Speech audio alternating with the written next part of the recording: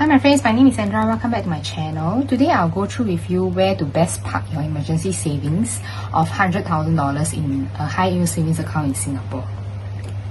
We shall cover the three biggest banks, OCBC, UOB and DBS, as well as throw in Standard Chartered as well. Okay, so for most of the banks, you have to fulfill a few criteria before you can get a higher tier of interest rates. So for OCBC, the rate is cumulative. So for salary, if you credit at least $1,800, you get 1% of your first $75,000, 2% on your next $25,000. Then if you increase your average daily balance by at least $500 monthly, you get additional 0.4%. If you spend at least $500 on their credit cards, you get additional 0.25%. For insure, invest and grow categories, I do not personally recommend trying to hit these categories because insure you will need minimum $2,000 annual premium. Invest you need at least $20,000, and for grow you need to maintain average daily balance of at least $250,000. All these insure, invest, grow, they are a bit hard to fulfill, and the risk to reward ratio is not very attractive, so I recommend ignoring these categories. So for $100,000 average daily balance, interest you will earn each month is shown on the OCBC website. It's $165.60 each month. Okay, so now let's go on to UOB. UOB for the categories is quite straightforward. If you credit your salary via GIRO, spend $500 on eligible UOB card, you can get 1% on the first $75,000, the next $25,000, 2.5%. So for average daily balance of $100,000, you will receive $1,375 annually, means monthly is $114, $114. Then for Standard Chartered, last year it used to be very attractive, but this year not so. For average daily balance of $100,000, if you credit your salary 0.9% and spend on their credit card, which does not earn any cashback or miles, if you spend $1,000 or more, you will get additional 0.95%. So that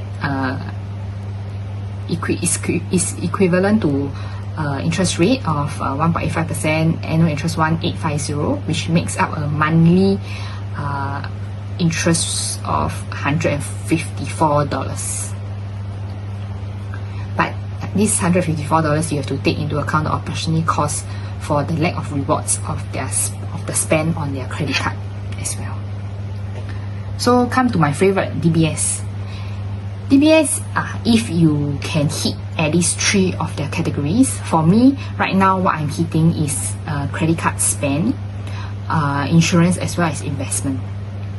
And I hit more than $30,000 eligible transaction per month because right now they are still allowing fast transfers from bank to bank to count as their income requirement. So every month I transfer $30,000 to another bank and then $30,000 back to DBS under the salary title. Yeah. We don't know when that will change. So right now, since it works, we can still hit the higher category.